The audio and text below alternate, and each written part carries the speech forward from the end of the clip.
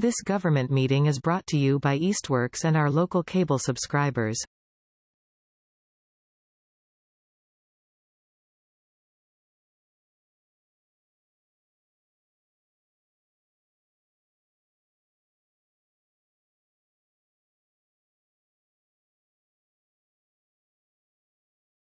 I think we get started. I guess as acting chair, I can't make a motion. So Steve, you would have to make the motion to start the meeting. Sure. I'd like to start the Board of Health meeting for October, Tuesday at 5:30 p.m. I will second that motion out of necessity. All those in favor, Beth, yes. Stephen, yes?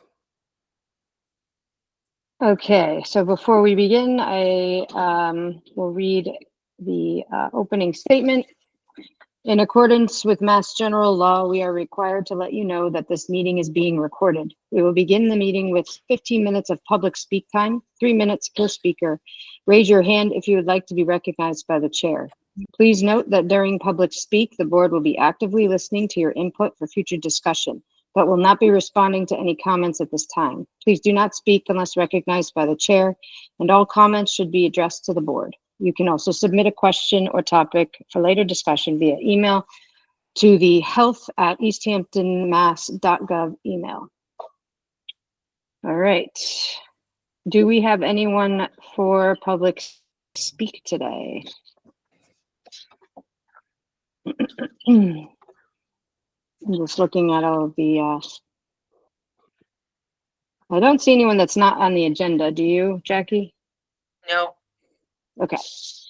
All right. So no one for public speak. So we'll move on to the next agenda item, which is approving the meeting minutes from September 10th, 2024.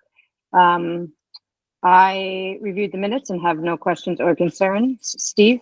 I reviewed them as well. I do not have any concerns either. All right. So do you want to make a motion to accept the meeting minutes? Sure. I make a motion to accept the meeting minutes from last September, from this previous September. Steve, yes. I will second that motion out of necessity. All those in favor? Steve, yes. Beth, yes. So the meeting minutes have been accepted. Next agenda item is a update from the mayor's office. So that would be Lindsay, correct? Correct. Good evening, everyone. Not much update. I have been meeting with the department staff bi-weekly, which has been helpful and informative for myself, as well as the team getting together. Welcome, Stephen. I haven't had a chance to see you on a meeting yet, so welcome to the Board of Health. And just a quick staffing update. We have been interviewing for the director position, and we believe we have a potential candidate that's going through the vetting process now. We need to check references, query checks, and then make an offer. So no promises to filling the position yet, but hopeful. And I can certainly update the board as we progress in that. That's all I have on my end. Are you able to tell us anything about that applicant? Sure. There's stuff I think I can share. They have a decent background in inspection services. They have their RS. They have a bachelor's in public health. They're willing to continue on with their master's with the 5-year upon hire, which is a requirement of the state and the new framework for workforce development there. So not much background in harm reduction and prevention, but I don't think we're going to get someone in Easthampton to be transparent on our pay scale either, as a director that has both harm reduction and prevention experience as well as inspection services and all the degrees and certificates that they need coming into a director role. I think those positions, someone who's ready for that directorship is already in it somewhere, probably making $110 or more. So, you know, we offer at 80,000 starting here for the director role. So as long as the person we're interviewing has a willingness to learn the other aspects to public health, and has a plan for how to grow the department and oversee the staff on that other side of inspection services, then I'd be open to hiring them. And so this candidate that we are going through the process with now has that willingness and readiness. Great. Sounds good. Thank you for sharing. You're welcome. Any questions, Steve, or anything? No, it's exciting with this possible candidates, and there's no training that people can't take to, see what's needed and help the community. All I'm right. okay. I'm sorry. I'm okay with that. Okay. Great. All right. Thank you, Lindsay. I will move on to the next item, which is the health agent report. Brian?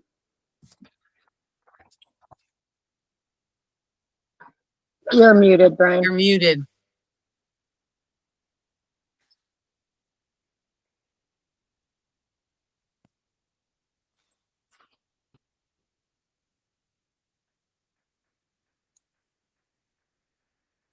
No. No sound yet. We'll give you a second, and if we need to, we can move to the next thing.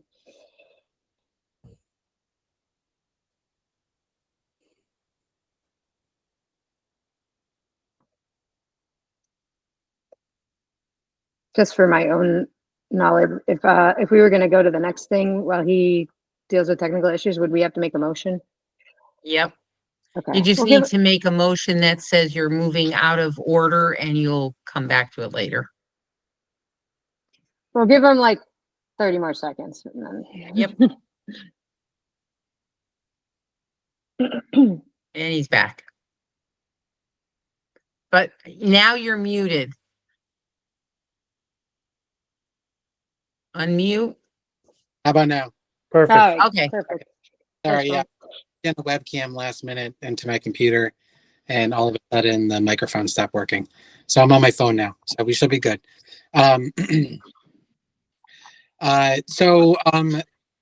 not sure if you, Beth and Steve, if you guys have had the opportunity to review my update. There is a pretty decent amount of information to review within the past month that I've been back. Just a kind of quick brief review, and then we can kind of focus on one of the items that may be a little bit more time consuming this evening. So I did review their HACCP plan for Big E's reduced oxygen packaging that they use for their butcher department for the meats. I was comfortable reviewing it, and as I went through, I didn't see any issues or concerns on my end. I know that Jackie did attach it to all of the Board of Health materials. I'm not sure if you guys have had the opportunity to read it. I know Amy is much more familiar with HACCP plans. So if you have any questions, feel free to let me know about that. I do feel confident that they do have a right plan in place. They did consult with a professional company that is pretty on par and follows the code and knows exactly what's required for a HACCP. And they also educate the owners throughout the way too. So it's not just creating them a plan and handing it, they educate them as well. But I didn't see anything that had any concerns in regards to what the food code requires for that. And then let's see. There's a few new establishments that are going to be opening up in the near future.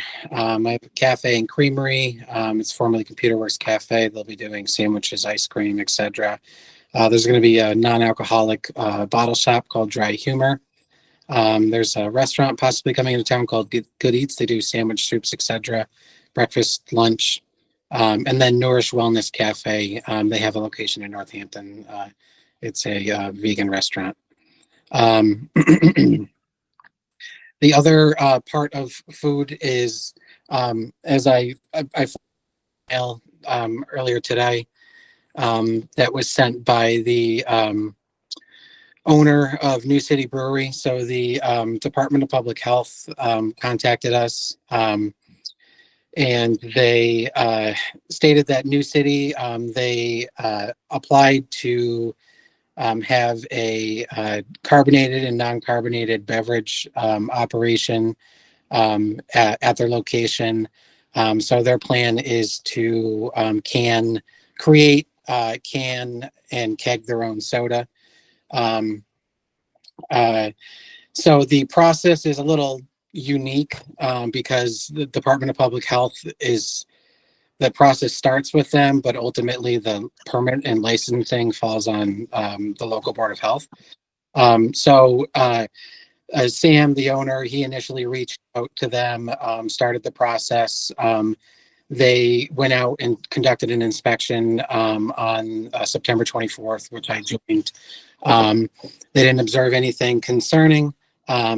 Shortly after that, I received their inspection report and what they label as a recommendation letter to the Board of Health, stating that they recommend that this establishment is approved to be permitted, to allowed to have operate for the Board of Health to issue one. The caveat to that is we've never really had this permit in Easthampton before, to my knowledge. So we do have to, in order for us to create and process a permit, we have to set a fee for it. So the fee in this regulation, this particular permit, because the state is involved, the fee is split essentially. So the New City was required to pay the Department of Public Health $37.50 for their permit. Remaining half, which is supposed to go to the Board of Health. Now, the regulation states that at a minimum, it needs to be $37.50, or it can be higher depending on whatever the Board of Health wants.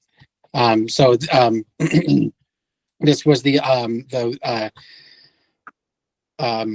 topic I was sending with the forwarded email, saying that if this possibly could be added into one of those agenda items, at the end of the meeting, that was not necessarily prepared for. So I know, Sam, I didn't get the opportunity to do research in terms of permitting fees in like local areas. The closest one probably the closest one in the city is in Ludlow, as Sam highlighted in his email, and I think the fee for that is around $100. But yeah, like I said, ultimately it has to be a minimum of $37.50 or higher, whatever the board. So there's to think about for the Board of Health. That's it for food. I know that was kind of a lot for food, so if you guys have any questions regarding that before I move on to the other categories. Just my only question is, like, and speaking as someone who only has a very limited knowledge of this kind of stuff, would this permitting and this establishment or this new process be extra work for the Board of Health or for you as an inspector? Is there any reason that you can think of that the fee should be higher?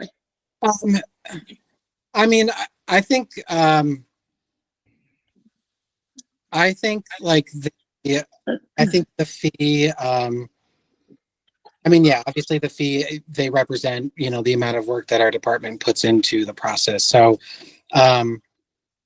it would add a little, a minor increase to our department. There probably wouldn't be much to application review, just because it's kind of just a permit that would be lumped into his renewal permit. But it would add a little bit more to our inspection process. We would just be, checking the area that he now uses to process and create the soda and just, in the bottling area and stuff like that. Overall, I don't think it would be a huge increase. But I think 3750 is a little low. I think we do have a frozen dessert permit fee that it is $60. I think that kind of aligns with maybe what would be equivalent to our work. But obviously, ultimately, it's up to the board. But kind of from my input, I think that would maybe be a fair price for that. Yeah, I was asking because you compared the one comp you had was Ludlow and it was 100, and that's quite a difference. So I just wanted to kind of get a better idea of. I forget, it's like Harmony Springs, or I forget what it's called exactly, but That's I know, right. Yeah, it's a much larger operation than what New City. Okay.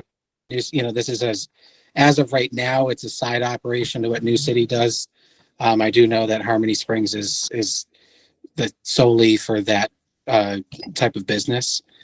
So I'm not sure if that takes into consideration and for Ludlow of the size of the operation. But I don't think it would increase the workflow too much for the health agent or the health inspector. Okay.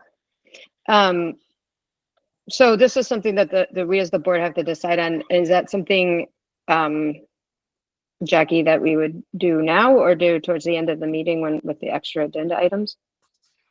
I think it should go at the end because this is the health agent. I think it should go at the end, but that's just me.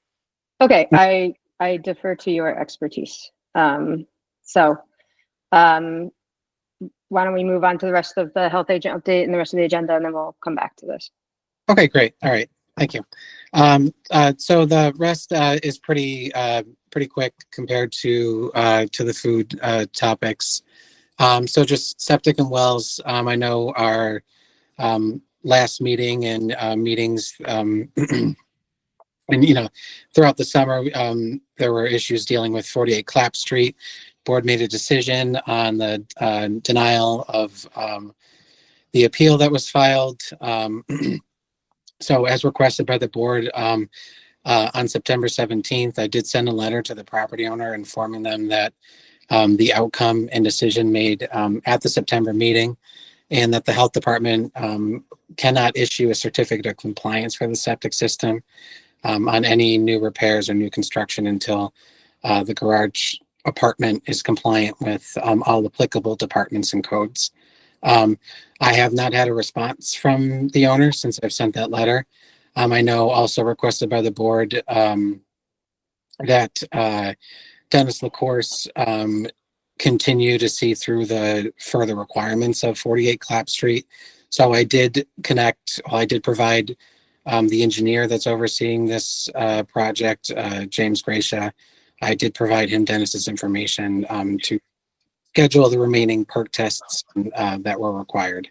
I have not heard from either of them. I plan to check in with them at some point this week or the beginning of next week.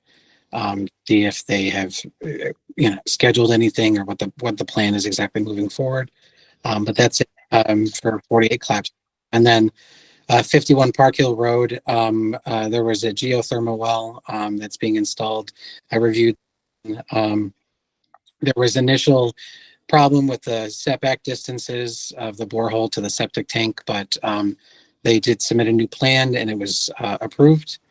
There will be a new body art establishment moving into town soon. So that will put us at 7 body art establishments total.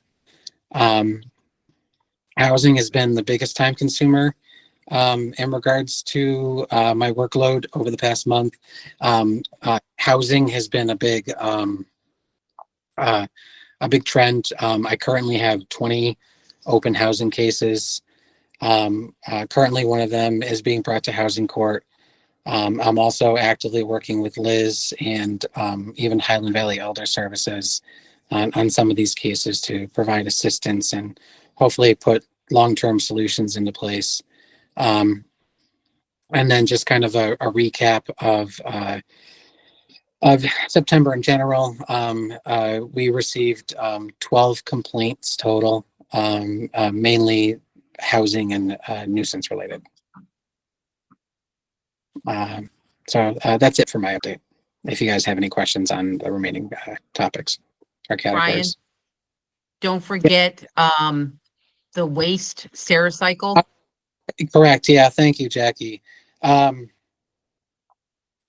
So we had a gentleman reach out to us a month or so ago and stated that that they represented a local trash hauling company that's permitted in Easthampton, that's changing ownership, and they were inquiring about the application process and if they need to submit a new application, etc. We didn't hear from them. We did inform them they did have to fill out a new application. We didn't hear from them for quite some time, and then we did receive a letter in the mail stating that so the business is that was purchased is Stericycle, which is a hazardous waste hauling business, and apparently they were purchased by was it Waste Management? Yep. Yeah, Waste Management. So Jackie, could you elaborate a little bit more? You might be a little bit better at explaining the exact situation. So in the permitting process, we have on our permits that it says permit not transferable. A lot of the times it's for when businesses are sold. We use it for when tattoo artists go from one studio to another. And a lot of times it's just paperwork, but it's a process. You can't just take over a company and take their permit. You need a new permit for it.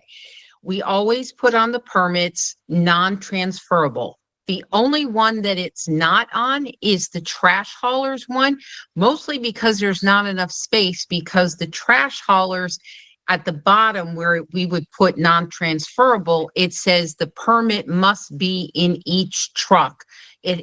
Because if you're a business, you have your permit up on the wall. But if you're a truck hauling through town, you need your permit with you. So we put that. So it doesn't say on the permit itself, not transferable.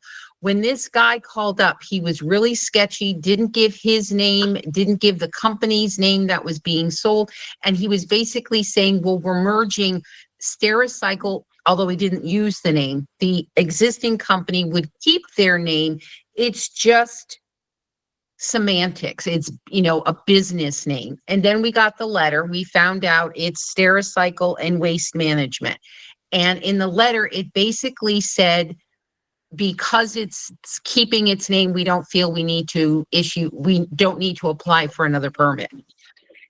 Trash haulers are huge. It's a $200 per truck fee, plus I think it's called an admin fee of $50. So if you have 2 or 3 trucks coming through town, they need to be permitted to pick up stuff in Easthampton.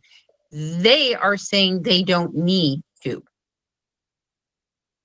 So Brian and I were talking about it, and we're like, maybe the board needs to make a decision or weigh in, maybe not make a motion or anything, but weigh in on what they feel.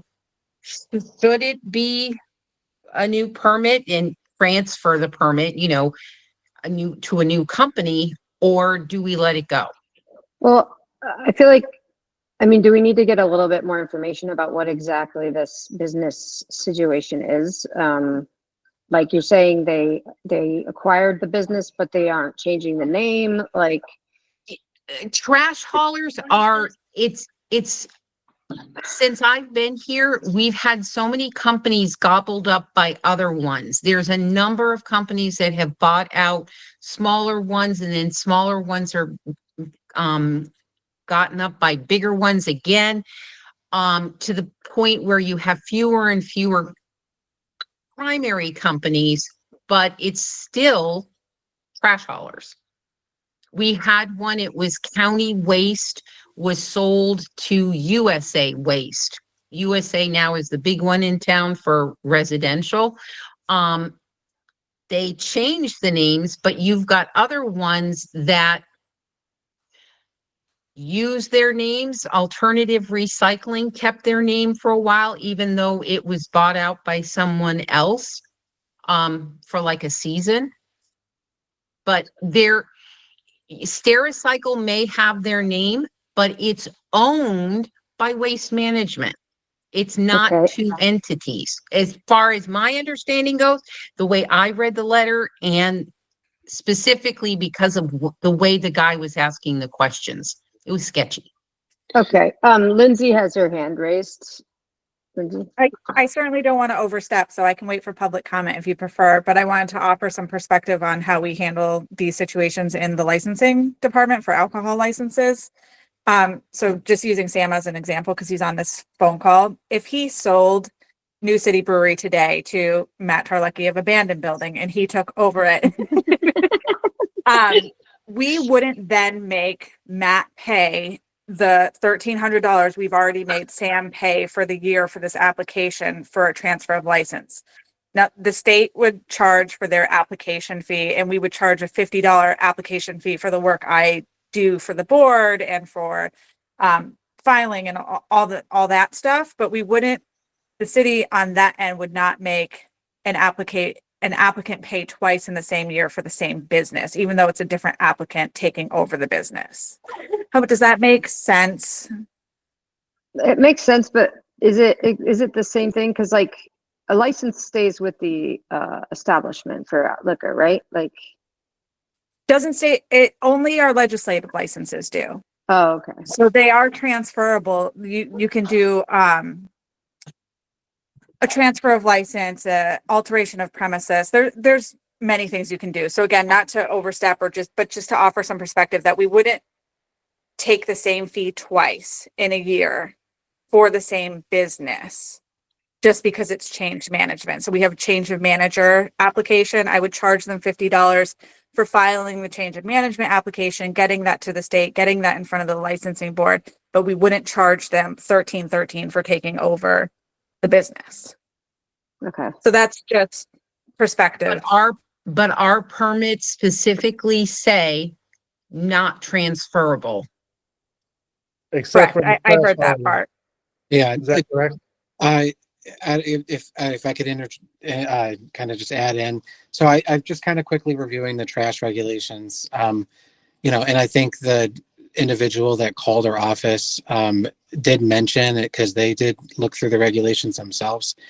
I don't believe in our regulations it states that our permits are non-transferable. I don't think there is language in there that says that. I think I know it's a practice that we have had in our department, and I know if that is listed in other regulations and codes that we have in this town, but from what I'm quickly seeing, at least under the permit area of our trash regs, it doesn't, in the language, it doesn't state non-transferable. So I think that's the reason for the pushback, because there is no language to that necessarily states that it's needed.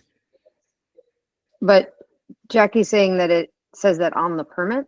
So I think it's a practice that's just that our department has been putting on the permit because Okay.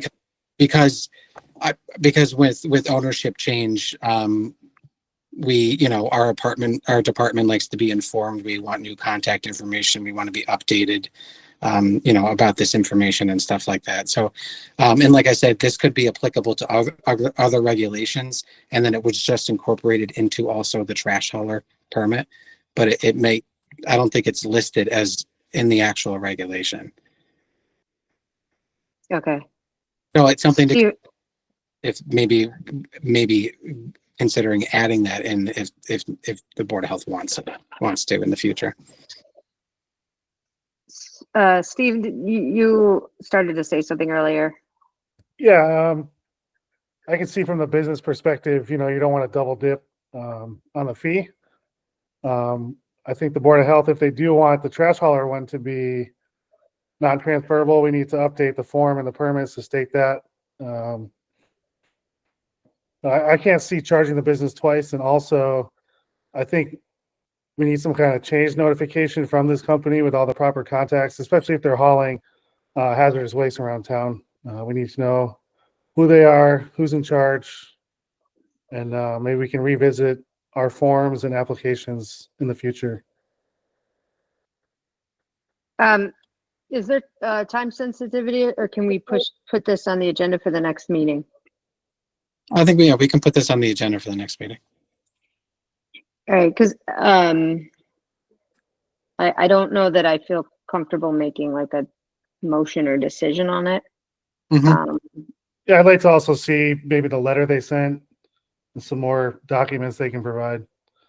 Yeah, I can. What I can do is I can send that letter to the board. I can send it to you three, and so that way you can just observe it and see and get your opinion on it, and yeah, and then we can bring this to. We can put this. I have Jackie put it on the agenda for November, and And if there's other examples of, like Jackie was talking about, other companies that have done this, like in the past, where they've absorbed a smaller company or whatever, like if there's some precedent that, we can say, like, this is what we've done in the past in the situation, that would be helpful.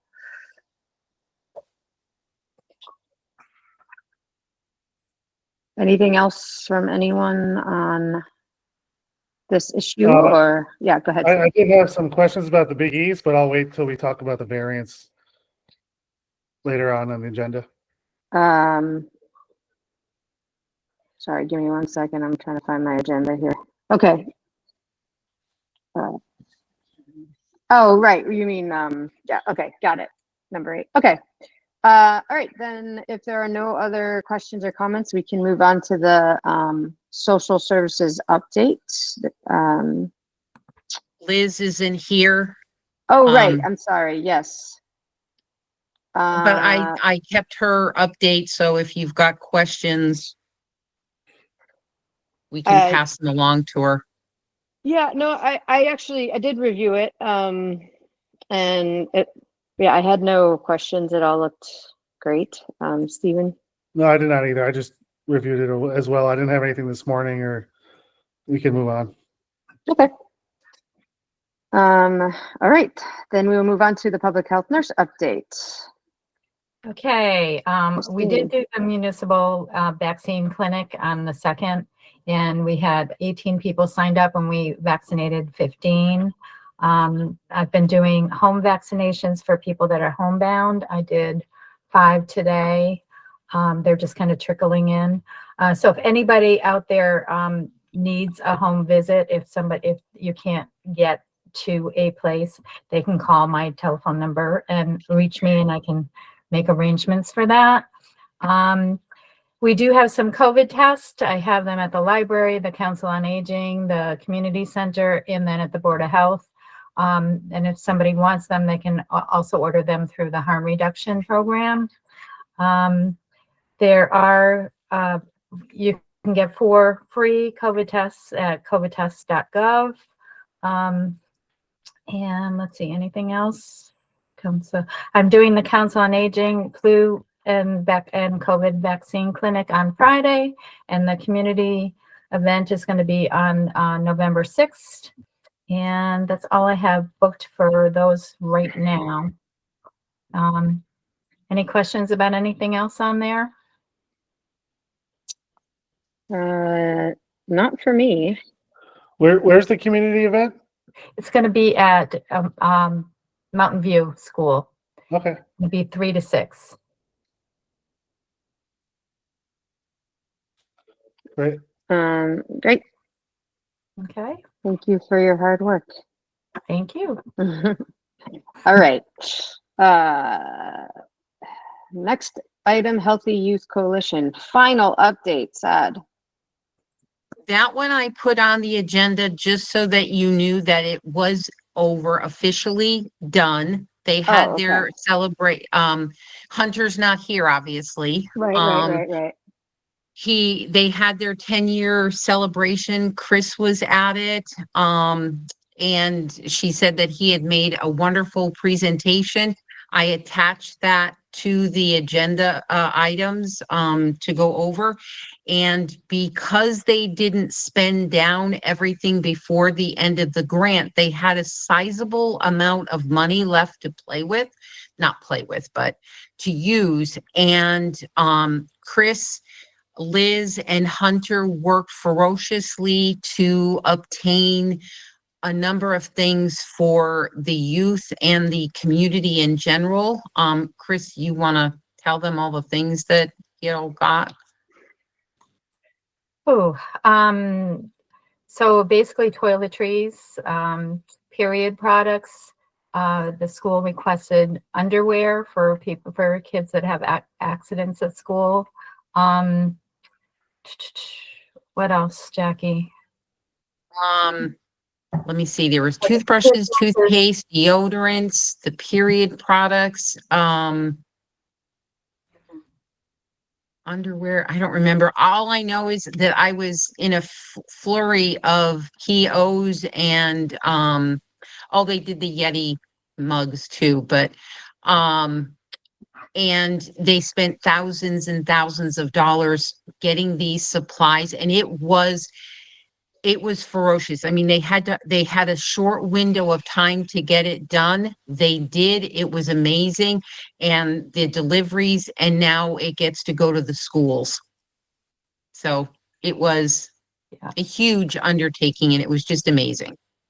That's great. I just helped wanted it in the record. Yes. So, okay, that was it for them. Okay, well, we appreciate that, and sorry Hunter's not with us anymore in the Board of Health. All right. 8th agenda item, Biggie's reduced oxygen packaging variants. So is this Brian? Yep. Yeah. As I explained in the health agent update, I reviewed their HACCP plan that they submitted at the beginning of this month. I didn't have any issues with it.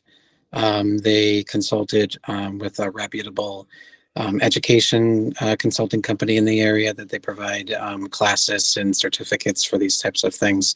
And like I said, they provide educational assistance alongside creating the actual HACCP plan itself.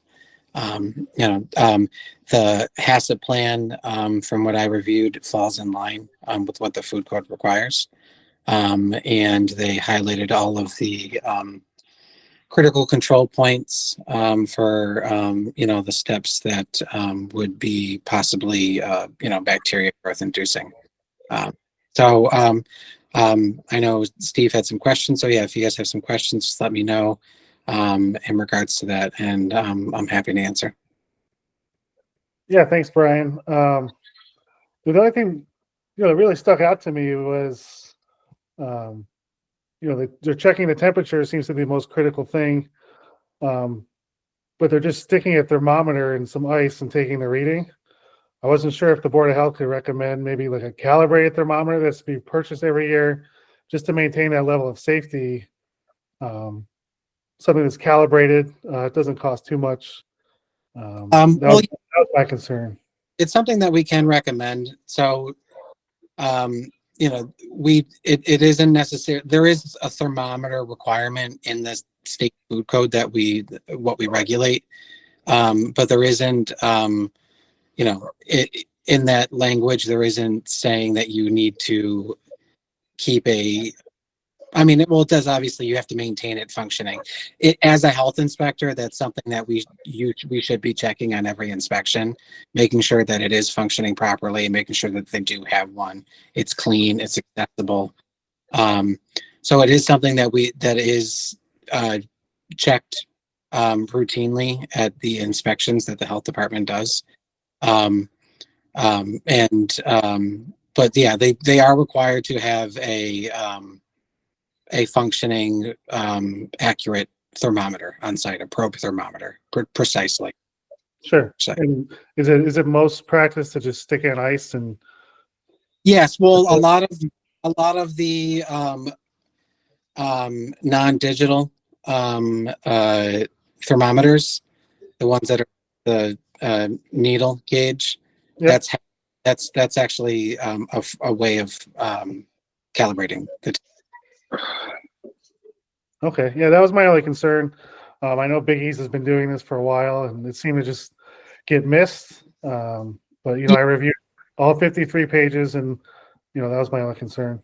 Oh yeah, no problem. Yeah, it is. It was something that was highlighted by a health agent roughly 10 years ago. But I just think it was just something that was overlooked, or just wasn't fully seen through.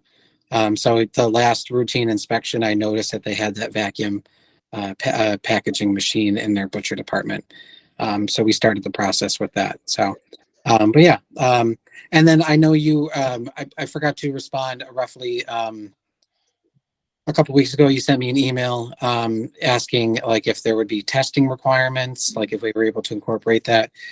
Typically, that's something that wouldn't be probably incorporated unless there was like a trend of of foodborne illness outbreak or something like that, where the Board of Health would require to have them have a company test them however many specific times, but it's typically not a practice that would be required like on a routine basis.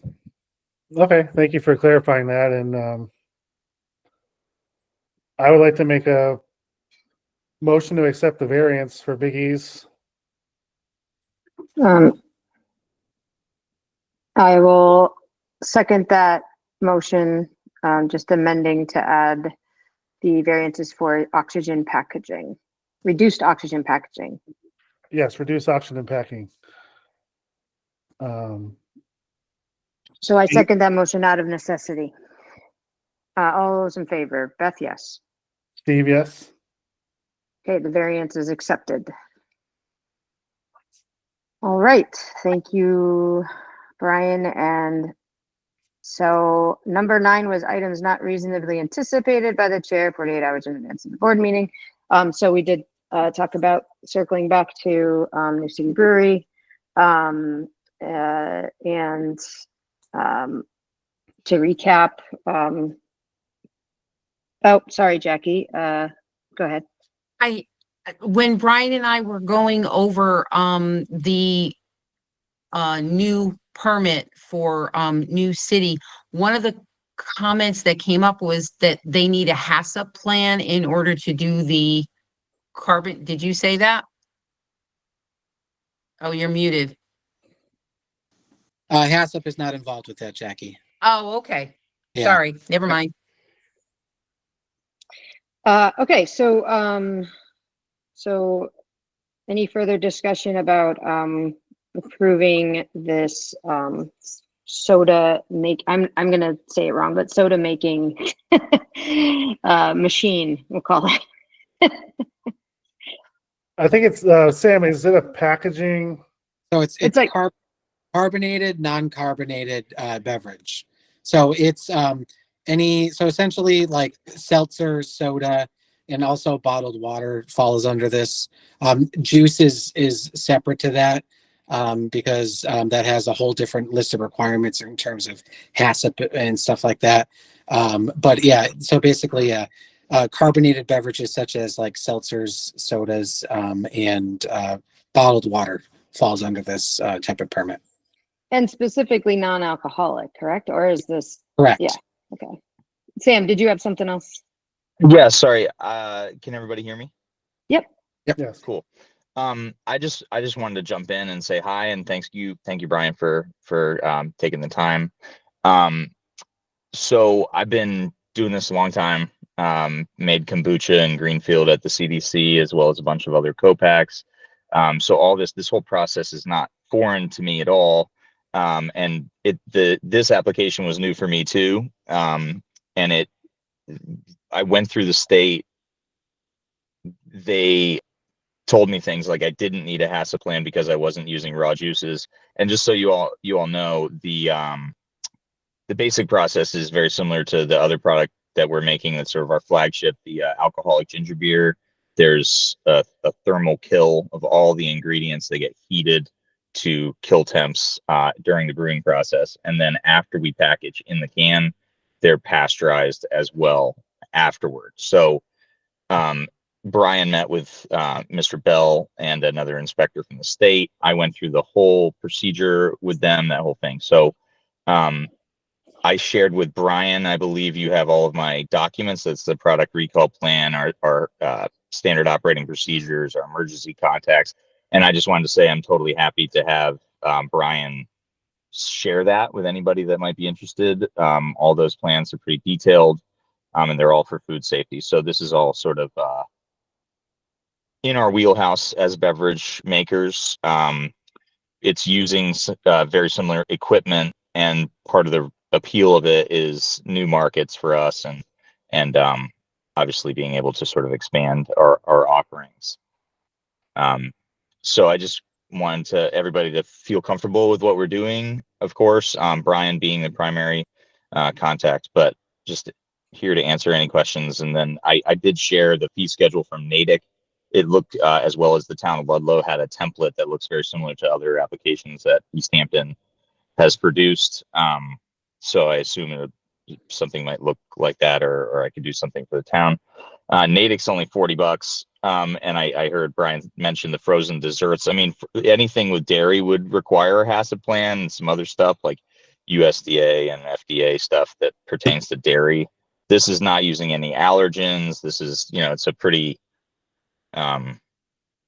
recognized as safe kind of thing. But obviously it is a new thing for the town. So it looks like it could incorporate into that table with all the other fees. Whatever amount you guys decide. I tried calling Worcester. I left a message and I was like, what does Polar Beverages pay for their bottling permit? $37.50, super random number. I'm good with whatever you guys decide within reason. Anywhere from $40 to $100 seems like totally fine. And I'm happy to assist Brian, of course, anytime he has questions. Just an open book for you guys. So just figured I'd make myself available, and hopefully we can get this permit and start selling non-alcoholic sodas.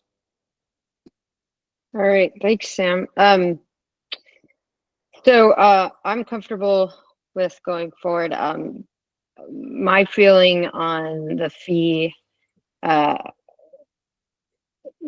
sounds like and Brian, you can chime in. It sounds like there's a little more involved with the frozen, like the ice cream, etc. That you had given a comparison for. So, You know, yeah, go ahead. sorry, yeah. Just to kind of give you just a kind of brief explanation of our frozen dessert permit in Easthampton. The reason, so we have a frozen dessert permit, and these are for businesses that add the incorporation of using like frozen dessert machines. So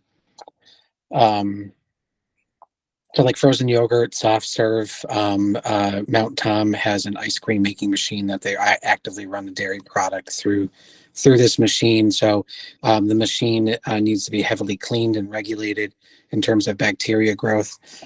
So the reason why we have an additional permit for that, it is required by the food code. And then also the fee is equivalent to the inspection, added aspect of, looking at the machine. It's additional machines that we need to review on site, but also frozen dessert machines are required to be tested by a professional lab company, like a lab testing company. every month and that it operates. And then that report gets sent directly to the health department and I review it. And there's a set bacteria threshold that the state has. If the report says that that threshold is crossed, if they cross that threshold, we have to call and shut down the machine, and then they just have to re-clean it, retest it, and they're not allowed to operate until it gets a passing result. So, there's there's just report reviewing and a little added inspection, on-site inspection in terms of like equipment. But that was just kind of like an example of like a general fee for like an added permit that has little additional added services that would be incorporated, like reviewing documents or adding inspection work. Okay. So maybe we sort of compromise and come somewhere in the middle between the 37.50 and the 60 and say 50. What do you think, Stephen? I'm happy with 50. But I would also like to see the written plans, if that's okay, Brian. At some point, you can send them to me. Yeah, of course. Yeah, that'd be great. But I think I'm comfortable based on the inspections that have already happened. I don't feel strongly that we need to delay any further. So I would be happy to vote on this now. Stephen, if you want to review those documents first, that's up to you. Whatever you feel That's comfortable with. okay. I'm comfortable with the $50 fee as well. And I Okay. can review documents later this week. All right. So do you want to make a motion Sure. to accept? Yeah, go ahead. Yeah, I'd like to make a motion to accept a $50 fee for New City for bottling soda, non-alcoholic beverages for the city. I will second that motion out of necessity. All those in favor? Sam's raising his hand, so I'm gonna. Oh, no, pause I this. didn't mean to interrupt the vote. I just had a question procedurally after. Sorry about that. Why don't we answer your question first, and then we'll redo. Sure. We'll come back to the motion. Go ahead. My fault. Zoom's not my That's strong okay. suit. Not my strong suit. So I just assumed there would be like a form similar to the one I sent from Ludlow that just says Town of Easthampton letterhead or whatever. And it sounds like if you've never done one before, those documents would just need to be created, and then I could pay the fee to the city. Yeah. So Jackie and I will coordinate. Sam will create. We'll draft up. An application probably for it. I could probably get it done tomorrow. And Jackie can process the permit. It shouldn't take too much time to get that incorporated into our system. But yeah, our office will incorporate it. And what I'll do is I'll send it to you via email. That way you can get it right away. And then you can, once you submit it, we'll issue the permit. And then you'll be good to go. Awesome. And a check, Thank- and a check. Yes, and a check. And a check. Sorry, Got it. that's my job. No problem. Thank you. No problem. Great. All right. So, and just before we do the motion again, just to clarify, we are voting on whether to issue a permit for this bottling of beverages, and that we are going to be setting the fee at $50. So, Correct. okay. Go for it, Steve. Creating a permit, not issuing, creating a permit. Creating. Got it. Okay. All right. And I would like to motion to create a permit for New City Brewery to package soda, non-alcoholic beverages in the city of Easthampton. I will second that motion with an amendment that the fee will be set at $50. So all those in favor, Beth, yes. Stephen, yes.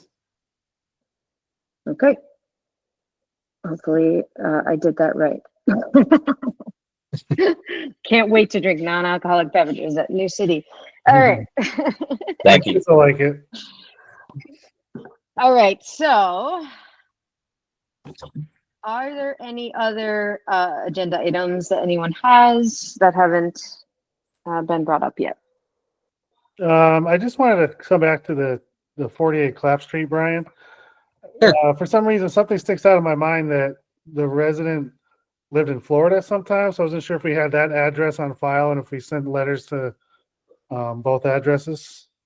Correct. Yeah, I sent letters to both, and in the correspondence that Dennis had over the summer, we did have her Florida address on file. I sent the letter to her Florida address.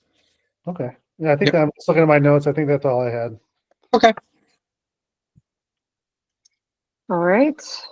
If there are no other agenda items, questions, concerns, feel free to make a motion to end the meeting. Sure. I'd like to make a motion to end the Board of Health meeting at 6:26 p.m. on October 8th. I'll second that motion out of necessity. All those in favor, Beth, yes. Steven, yes? All right. The meeting is over. Thank you, everybody.